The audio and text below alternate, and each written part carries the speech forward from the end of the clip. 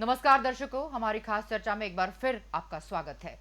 मध्य प्रदेश सरकार वित्तीय वर्ष 2025-26 का बजट 12 मार्च को विधानसभा में पेश करने जा रही है। इस बजट का आकार 4 लाख करोड़ रुपए से अधिक होने की संभावना है। मोहन सरकार के इस बजट से लोगों को कई उम्मीदें हैं और इस बार भी बजट में प्रधानमंत्री नरेंद्र मोदी की प्राथमिकता वाली 4 जातियों गरीब, किसान, महिला और युवा पर विशेष ध्यान दिया जाएगा। बात करें सिंहस्थ की तो सिंहस्थ कुंभ के लिए भी विशेष बजट प्रावधान किए जाएंगे। बता दें, विधानसभा का बजट सत्र 10 मार्च को राज्यपाल मंगू भाई पटेल के अभिभाषण के साथ शुरू होगा और 11 मार्च को आर्थिक सर्वेक्षण पेश किया जाएगा। आम बजट में राज्य के लिए 1.5 लाख करोड़ रुपए से अधिक के प्रावधान भी किए गए हैं और साल 2024-25 की बात करें तो तुलना करें तो वर्ष 2025-26 में 15,908 करोड़ रुपए अधिक मिलने की संभावना है।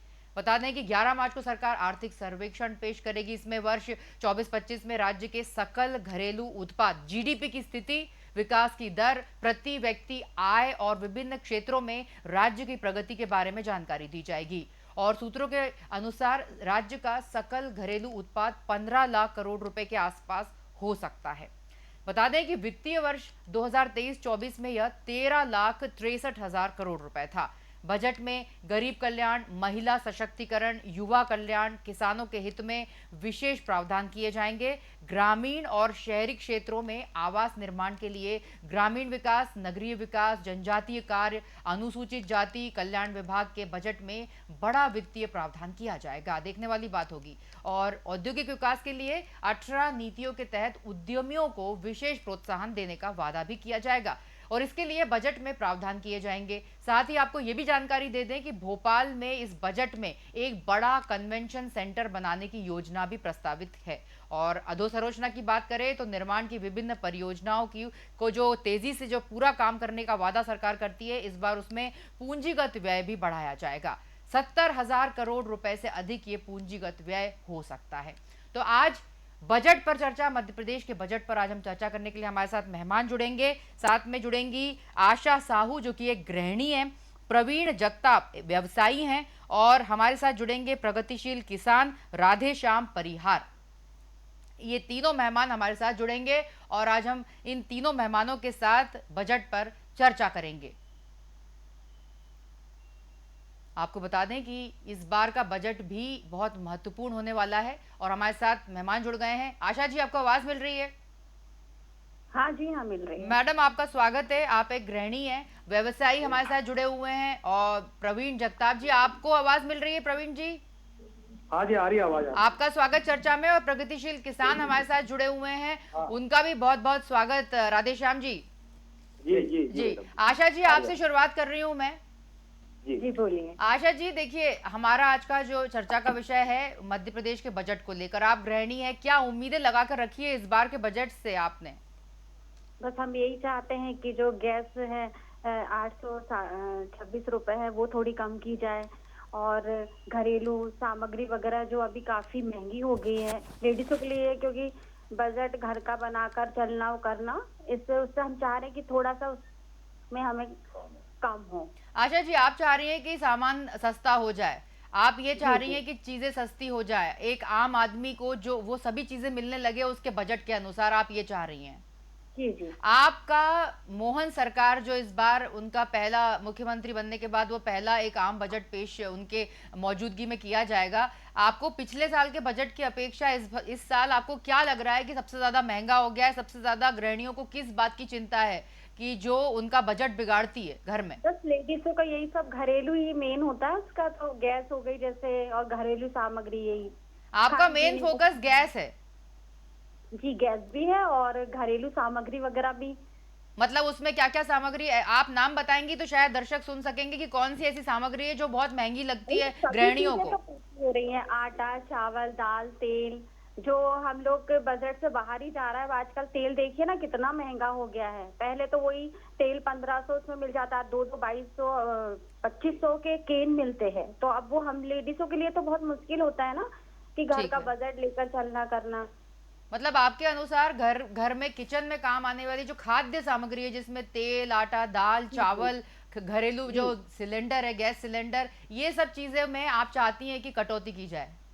जी जी। निश्चित रूप से हम व्यवसायी जुड़े हैं हमारे साथ, मैं आपके पास लौटूंगी आशा जी। और जी हमारे साथ जुड़े हैं प्रवीण जी। प्रवीण जी, आप व्यवसायी हैं, क्या उम्मीदें लगा के रखी है इस बार आपने बजट से? और अगर हम देखें औद्योगिक विकास के लिए क्या विशेष प्रावधान आपको लगते करने चाहिए? अगर राज्य सकल घरेलू उत्पाद की वृद्धि का जो अनुमान है इस बार, मतलब आप व्यवसायी होने के नाते आपका जो भी व्यवसाय है, क्या समस्याएं इस बार व्यवसायियों को आई है? किस चीज में बढ़ोतरी हुई है, किस चीज में कटौती होनी चाहिए, क्या सोचते हैं आप? मैडम, सबसे पहले तो मैं धन्यवाद देना चाहूंगा मुख्यमंत्री जी का कि इस बार इन्होंने बहुत अच्छा ग्लोबल समिट रखा। भोपाल के लिए काफी संभावना बनी है इंडस्ट्रियल कॉरिडोर के होने के नाते। जी। लेकिन फिर भी हम लोगों का यही है कि जो लोकल उत्पाद हैं वो भोपाल के आसपास इंडस्ट्रियल एरिया काफी हैं, वहां पर बनने चाहिए। बाकी घरेलू घरेलू उत्पाद में मध्य प्रदेश में हम काफी अच्छा कर रहे हैं, धीरे धीरे हमारी जीडीपी भी इसकी तरफ बढ़ रही है। लेकिन मैं बस ये जानना चाहूंगा, बीइंग अ टैक्स पेयर, थोड़ी सी हम लोगों को सुविधा टैक्स के साथ साथ कुछ हमें एक मौलिक सुविधा देनी चाहिए। जैसे हम लोग कहीं भी बिजनेस मीट में जाते हैं जी। तो एटलीस्ट हम लोग आरक्षण नहीं चाहते, लेकिन हमारा प्रेफरेंस सबसे पहले हवाई जहाज में चाहे रेल में हमें रियायत नहीं चाहिए हमको, लेकिन प्रेफरेंस फर्स्ट मिले, ऐसा हम हमेशा से चाहते आए हैं। मतलब आपका कहना है कि आपको रियायत नहीं चाहिए, व्यवसायी होने के नाते आपका ये कहना है कि बस आपको प्रेफरेंस मिले। आप ये बिल्कुल। किस तरह का प्रेफरेंस, आप क्या ट्रैवल में चाहते हैं या आप आपका जो व्यवसाय है उसमें प्रेफरेंस चाहते हैं? सरकार से क्या उम्मीदें हैं, क्या मैसेज देना चाहेंगे हमारे चैनल के माध्यम से? मैम, कई बार ऐसा भी होता है कि हमको एट ए टाइम निकलना पड़ता है, तो कई बार फ्लाइट में सीटें एकदम फुल फुल होती हैं। तो एज अ टैक्स पेयर हम लोग बहुत अच्छे टैक्स पेयर हैं, पिछले कई कई सालों से मध्य प्रदेश भी बहुत अच्छा टैक्स पे कर रहा है। तो बिल्कुल। एटलीस्ट इंडस्ट्रीज को थोड़ा सा रियायत करनी चाहिए, इनको कुछ सीट कुछ कोटे इन लोगों को बढ़ाने चाहिए। अच्छा, मतलब आपका ये कहना है कि कुछ कोटा बढ़ाना चाहिए और जो व्यवसायी हैं वो जो टैक्स देते हैं हरी भरकम, उनके लिए कुछ विशेष नया प्रावधान लाना चाहिए। बिल्कुल ए- प्रावधान लाना चाहिए। और इवन जैसे वयोवृद्ध के लिए रहता है, स्वतंत्रता सेनानी के लिए रहता है, वैसे टैक्स पेयर के लिए भी कुछ नया सरकार चाहे तो बहुत बहुत सी चीजें कर सकती है। अब ये सरकार देखिए के प्रवीण जी, आपने आपने जो जीआईएस की बात की, जो उल्लेख किया, आपने देखा कि जीआईएस एक इतना बड़ा ग्लोबल इन्वेस्टर समिट, मतलब पूरी दुनिया से लोग यहाँ पे आए थे और इसको आपने इसकी तारीफ भी की है। तो कहीं ना कहीं सरकार के नजर में व्यवसायी बहुत बड़े स्थान, एक बड़ा फोकस है व्यवसायियों के ऊपर। और आप भी जानते हैं कि मोहन सरकार को आपने थैंक यू भी बोला है, आप ये भी कह रहे हैं। तो अब अभी धीरे धीरे चीजें और अपना आकार लेंगी, जीआईएस के बाद और निवेश बढ़ेगा, रोजगार बढ़ेंगे, नई नौकरियां सृजित होंगी। तो व्यवसायियों के लिए तो निश्चित रूप से सरकार पहल कर ही रही है, इसके अलावा भी आपको कुछ उनसे चाहिए?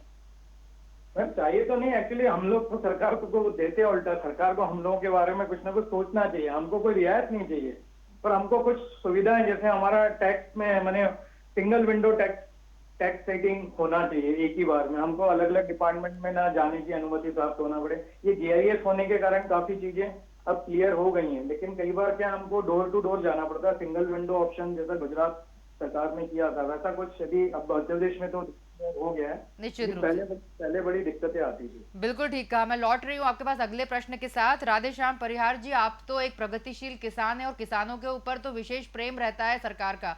आपको क्या उम्मीद है इस बार बजट से? क्या कृषि के लिए क्या प्रावधान करना चाहिए? क्या मैसेज आप हमारे इस चर्चा के माध्यम से सरकार को देना चाहेंगे, जनता को बताना चाहेंगे? क्या कोई नया कर तो किसानों को अब नहीं देना होगा? क्या कुछ आपके मन में बातें हैं, आप बताइए। जी जी जी मैडम, मैं सबसे पहले हमारे लोकप्रिय जो डॉक्टर मोहन यादव जी है, मुख्यमंत्री जी, उनका धन्यवाद देना चाहूंगा कि अभी 4-5 दिन रोज पहले ही 20-22 तारीख को 21-22 को अपना यहाँ पे सेठ में बरखेड़ी कला में जैविक खेती की और मूल्य संवर्धन का 2 दिवसीय कार्यशाला आयोजित करवाई थी, जिससे हमारे प्रदेश के बहुत सारे किसान इस कार्यशाला से प्रभावित भी हुए और जैविक खेती की और ज्यादा से ज्यादा उनका ध्यान आकर्षित हुआ। इसके लिए मैं उनको धन्यवाद देना चाहूंगा। बिल्कुल ठीक और कहा। मेरी 3 शासन से थोड़ी सी 3 विषय के ऊपर मैं बताना चाहूंगा बताइए। कि जितनी सब्सिडी सरकार हमारे रासायनिक खाद पर जो दे रही है मैडम, उससे आधी सब्सिडी हमारे ये जैविक इनपुट खरीदने में यदि सरकार कहीं से बजट करके दे दे, तो मैं समझता हूँ कि ये जो जैविक खेती, प्राकृतिक खेती का रकबा भी बढ़ेगा और किसान भी इसकी ओर ज्यादा से ज्यादा आकर्षित होंगे मैडम। मतलब आपका कहना है कि जैविक खेती की ओर आपको और ज्यादा फोकस करने के लिए आपको सब्सिडी चाहिए? सब्सिडी, जैसे सब्सिडी तो इस पे भी दे रही है, जैसे रासायनिक खेती हो रही है, जैसे यूरिया की बोरी मान लो कि सरकार हाँ। 400 रुपए, 500, 300, 270, 80 रुपए में आ रही है। ये सरकार के कम से कम इस पे भी 1000-1500 रुपए की सब्सिडी दे रही है। डीएपी पर भी 1000-1500 रुपए की सब्सिडी दे रही है। तो ऐसे करके इससे आधा ही पैसा यदि थोड़ा सा इस जैविक खेती की ओर बजट निकाल के यदि इस पे दे, तो जैसे हमारे निंदानाशक यंत्र खरीदने के, चाहे ट्रैक्टर के ऊपर हो या चाहे मोटरसाइकिल के यंत्र हो, ढेंचा, हरी खाद, ये नीम की खली वगैरह वगैरह खरीदने में यदि किसान को रकबे के हिसाब से यदि थोड़ी सी हेल्प कर दे सरकार, तो मैं समझता हूँ कि ये रासायनिक खेती का उधर से जो बाहर से इंपोर्ट करना पड़ता है सरकार को, जैसे पोटास है, डीएपी है, ये उसका भी एक बहुत बड़ी कम मात्रा में अपन को आयात करना पड़ेगा बाहर से, और अपना जो पैसा है ये बाहर जाने से बचेगा और यहाँ से एक किसान इसकी ओर ज्यादा से ज्यादा आकर्षित होगी। ये मेरा एक प्रश्न तो ये है मैडम। आपका कहना है कि जो वर्तमान सरकार है, मोहन सरकार, वो इतनी सक्षम है कि आप लोगों की समस्याओं का समाधान कर सकती है? जी जी, है ना, आपको बाहर से किसी से कर्ज लेने की जरूरत ना पड़े, ऐसा सरकार ही खुद आपके लिए ऐसी चीजें कर दे। और आपको, हम आपसे ये भी जानना चाहेंगे, क्योंकि किसानों का कर्ज क्या सरकार भरना जो भरती है, उसके लिए आप क्या कहेंगे? इस बार जो बजट है, आपको कोई विशेष रियायत सरकार की तरफ कर्ज के मामले में चाहिए? और क्या ले, सरकार से तो हमको 0% ब्याज पे ये ऋण हमको सोसाइटी से मिल रहा है, खाद से, बीज से जो भी पैसा मिल रहा है। तो सरकार ने तो ये हमारे किसानों के लिए समझ लो कि पहले की जो सरकार थी उसमें 12-12, 13-13% ब्याज लगता था। तो किसी के मकान कुर्की होते थे, किसके पशु थे वो कुर्की होते थे सोसाइटियों के पैसों से। लेकिन शिवराज सिंह की सरकार आने के बाद अभी तक ये तो सरकार ने बहुत ही बड़ा कदम उठाया है कि हम जितना भी पैसे सोसाइटी से लाते हैं वो हमको मूल का मूल ही भरना पड़ता है। ऐसी सरकार समझ लो आपकी पहली बार ही हमको ऐसी सरकार मिली है। मतलब आप सरकार से बेहद खुश है राधेश्याम जी? बेहद खुश है। आप मतलब जितने आप किसान भाई हैं, आप लोग जितने भी आपके साथ किसान हैं और जो हमारे किसान भाई ये कार्यक्रम देख रहे हैं, उनके लिए ये बहुत अच्छी बात है कि आज किसान वर्ग जो है वर्तमान मोहन सरकार से बेहद खुश है। पूर्व जो शिवराज सिंह चौहान मुख्यमंत्री थे, उनसे भी बहुत खुश हैं और कहीं ना कहीं किसानों को संतुष्ट करने का काम सरकार ने किया है। निश्चित रूप से मैं आपके पास लौटूंगी। मैं, हमारे साथ आशा जी जुड़ी हुई हैं। आशा जी, देखिए, महिलाओं के लिए अगर हम बजट की बात कर रहे हैं, तो आपने घरेलू वस्तुओं का जो है नाम लिया कि ये सस्ता है, वो सस्ता हो जाना चाहिए, सब्जी जो है सस्ती हो जानी चाहिए, तेल, आटा, पर साथ में आप देख रही हैं कि सस्ता अगर आप उसमें चाहती हैं, पर जो सरकार है, लाडली बहना, आंगनवाड़ी योजना, पोषण आहार योजना, नारी कल्याण, मुख्यमंत्री बालिका स्कूटी योजना आप सुन रहे हैं, तो और प्रधानमंत्री मातृ वंदन योजना, महिला स्व सहायता समूह, ये सारी चीजें महिलाओं के लिए सरकार ने कर रखी हैं। और जो गृहिणियां हैं उनके लिए भी कई तरह की सुविधाएं हैं, क्योंकि जो लाडली बहना है उसमें तो गृहिणियां ही जुड़ी हुई हैं। तो आपकी और क्या उम्मीदें हैं वर्तमान सरकार से कि और क्या रियायत दें वो? हमें बस बीजेपी सरकार से पूरी उम्मीद है कि वो इस बार महंगाई पे कंट्रोल भी करेंगी और हम खुश हैं बीजेपी सरकार से। तो आप बीजेपी सरकार से खुश हैं? जी जी, बहुत बहुत। और आप चाहती हैं कि इसके अलावा जो घरेलू वस्तुएं हैं उस पर जरूर सब्सिडी दी जाए, उस पर जरूर छूट दी जाए इस बार के बजट में? बाकी जैसे मैं एक हाउसवाइफ के साथ साथ एक ब्यूटिशियन भी हूँ, मैं चाहती हूँ कॉस्मेटिक सामान के मामले में, जैसे अभी दिन पर दिन इसकी डिमांड बढ़ती जा रही है लेडीजों की, तो उसमें भी थोड़ी सी रियायत होनी चाहिए कॉस्मेटिक सामान में भी। मतलब आप घरेलू सामान के साथ आशा जी आपने ब्यूटी प्रोडक्ट्स को भी जोड़ दिया, जिसमें आप उसमें भी आपको रियायत चाहिए। ओवरऑल ये है कि आज एक गृहिणी जो है, हम अपने दर्शकों को ये बताना चाहते हैं कि हमारे साथ जो गृहिणी जुड़ी है उनका कहना है कि घर की सामान जो होते हैं, घरेलू जो दैनिक उपयोग में आने वाली चीजें, उस पे तो उसको तो सस्ता करे ही करे सरकार, साथ में यदि महिलाएं जो ब्यूटी पार्लर जैसे कुछ अपना स्वयं का व्यवसाय करती है, उन प्रोडक्ट्स पर भी ध्यान आकर्षित करें और उन प्रोडक्ट्स को भी सरकार इस बार बजट में कुछ प्रावधान ऐसे लाए कि ये चीजें सस्ती हो जाए। ठीक कहा आशा जी? जी जी, बिल्कुल। प्रवीण जी से मैं आपके पास लौटती हूँ। प्रवीण जी, आपसे ये सवाल है कि आप व्यवसायी होने के नाते, आप देखिए, आप जो भी व्यवसाय करते हैं, वैसे मैं जान सकती हूँ आप किस व्यवसाय में है? मेरा मैम कंस्ट्रक्शन और इंटीरियर का काम है। ठीक है, पर आपने देखा होगा इस बार सरकार सभी तरह के जितने भी व्यवसायी हैं, चाहे वो कंस्ट्रक्शन से जुड़े हों, चाहे वो किसी और, चाहे वो फूड इंडस्ट्री हो, चाहे वो कोई सी माइनिंग इंडस्ट्री हो, पर पर्यटन के लिए भी सरकार बहुत अग्रसर है। आप पर्यटन के क्षेत्र में सरकार से क्या उम्मीदें रखते हैं? मैं तो चाहता हूँ कि बहुत सी ऐसी चीजें जो मध्य प्रदेश में लोगों ने या बाहर के लोगों ने देखी नहीं है, ऐसे ऐसे हमारे पास ऐसे ऐसे मैंने प्राकृतिक संसाधन वाली जगह हैं जहाँ प्रकृति के पास लोग जा सकते हैं। एक केवल पचमढ़ी नहीं है, पचमढ़ी के अलावा भी मध्य प्रदेश में काफी ऑप्शन हैं। और यदि हम जीडीपी रैंक में 14 से 10 नंबर पे इस साल आए हैं और 9.6% हमारा ऑलमोस्ट जीडीपी रैंक आगे बढ़ने को है, तो मैं सरकार से यही अनुरोध करूंगा कि एटलीस्ट सड़कें तो बहुत अच्छी कर दी हैं बीजेपी सरकार ने, लेकिन उसके साथ साथ थोड़ा थोड़ा ट्रांसपोर्टेशन के लिए, लॉजिस्टिक हब के लिए भी थोड़ा सा कुछ काम किया जाए तो हम निवेशकों को थोड़ा सा अच्छा मौका मिलेगा स्टॉक ज्यादा रखने में। ठीक है। प्रवीण जी, आपसे एक बड़ा सवाल ये है, जब आप व्यवसायियों की बात करते हैं, जब सारा आपके साथ में कई अन्य व्यवसायी जुड़े हुए हैं, सबकी कॉमन प्रॉब्लम क्या है जो बजट में इस बार उठाई जा सकती है? मैम, कॉमन प्रॉब्लम, अब हम उस स्टेज पे आ गए हैं, पहले हम उस स्टेज पे नहीं थे, अब हम उस स्टेज पे आ गए कि एक टैक्स पेयर की भी एक अब भूमिका हो गई है। देखिए, अभी आपने आशा जी से बात करी सारे घरेलू उत्पाद की, और आशा जी भी तेल, आटा, सारी चीजों से परेशान है। गृहिणियों को होता ही हमेशा प्रॉब्लम, और ये मैं समझता हूँ कि सरकार को इस चीज के ऊपर भी सोचना चाहिए। ठीक है, हम लोग टैक्स पेयर हैं, हम टैक्स दे रहे हैं, लेकिन अल्टीमेटली वो टैक्स का पैसा लाडली लक्ष्मी में या किसी भी योजना में वो सरकार से जाता है। हम उसके लिए खुश हैं कि एक अच्छे हाथों में पैसा जा रहा है और अच्छे हाथों में उसका सदुपयोग हो रहा है, लेकिन साथ साथ टैक्स पेयर के बारे में भी सोचना चाहिए। अभी भी हम taxpayer as compare to हमारी जनसंख्या देखें तो टैक्स पेयर उस हिसाब से कम है, लेकिन जितना टैक्स आ रहा है वो हमारे भारत के लिए काफी सफिशिएंट है, और मैं समझता हूँ टैक्स पेयर और बढ़ानी चाहिए। इसके लिए सरकार को नई नई स्कीमें लानी चाहिए कि टैक्स लोग दें। आज भी कई लोग हैं जो टैक्स कहीं ना कहीं करते हैं, लेकिन मैं उसमें टैक्स में ये रहता है कि कई बार हमको टैक्स डिपार्टमेंट से सर्टिफिकेट मिलता है कि हम लोग जल्दी टैक्स भरते हैं, और मेरे को सर्टिफिकेट भी मिला हुआ है इस चीज के लिए। लेकिन मैं चाहता हूँ कि थोड़ा सा सुविधाएं मैंने बढ़ा दे, जैसे मैंने आपको लास्ट टाइम भी बोला कि थोड़ा सा रेलों में, हवाई जहाज में थोड़ा सा हमको, क्योंकि हमारी मीटिंग एक ऑल ऑफ सर्टेन होती है, हमको कहीं भी निकलना है, कहीं भी जाना है। मतलब आपका कहना यह है कि यदि आप विमान से जाते हैं, एरोप्लेन से जाते हैं, तो वहां पर आपको थोड़ी सी छूट मिलनी चाहिए व्यवसायियों को, क्योंकि वो एक बड़े टैक्स पेयर के रूप में अपना फर्ज अदा करते हैं, और यदि वो इमरजेंसी। जी बोलिए। मैं ये नहीं कह रहा इस वाले फाइनेंशियल में, लेकिन आने वाले फाइनेंशियल में इनको सोचना चाहिए कि टैक्स पेयर के लिए एटलीस्ट कुछ सुविधाएं एसी में दें, ट्रेनों में दें, या एयरपोर्ट पे दें, या लॉन्जे दें। हम लोग को कई बार अपनी जेब से, कई बार यात्रा करते हैं तो कई बार यात्रा में हम कई बार फ्लाइट लेट हो जाती है, तो हमको अपनी जेब से वो लॉन्जेस देना पड़ता है। तो टैक्स पेयर को एटलीस्ट उतनी सुविधा दी जाए कि 2 घंटे की उनको दिया जाए। बाकी हम तो टैक्स पे करते ही हैं, हम वहाँ का सारा पैसा देते ही हैं, उसमें कोई इशू है ही नहीं है। बहुत अच्छी बात कही प्रवीण जी आपने, और निश्चित रूप से हमारे चैनल के माध्यम से ये बात भी सर्कुलेट हो रही है दर्शकों में, और जो भी इस कार्यक्रम को देख रहे हैं उनको भी ये बात पता चल रही है कि एक टैक्स पेयर, एक व्यवसायी क्या चाहता है। एक व्यवसायी यही चाहता है कि यदि वो इतना बड़ा टैक्स भरता है तो उसकी भी 2-3 जो चीज़ें हैं, सरकार इस बार वो उम्मीद उनकी भी जो है खरी उतरे उनके उम्मीदों पर, थोड़ा सा एक रियायत चाहते हैं, भले ही वो कोई सी भी यात्रा, रेल यात्रा या हवाई जहाज यात्रा करते हैं। ये व्यवसायी हमारे साथ प्रवीण जी कह रहे हैं कि अगर कोई यात्रा हम करते हैं तो उस पर थोड़ी रियायत सरकार को हमें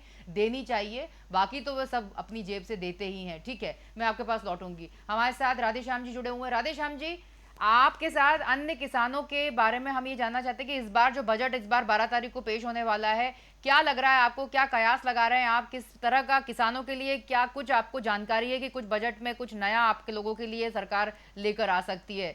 क्या आप लोगों के साथ कोई बातचीत किसी के साथ हुई है? आपको क्या, आपने कुछ पेश किया है सरकार के सामने की कोई ऐसी चीज जो आपको इस बार बजट में मिल जाए?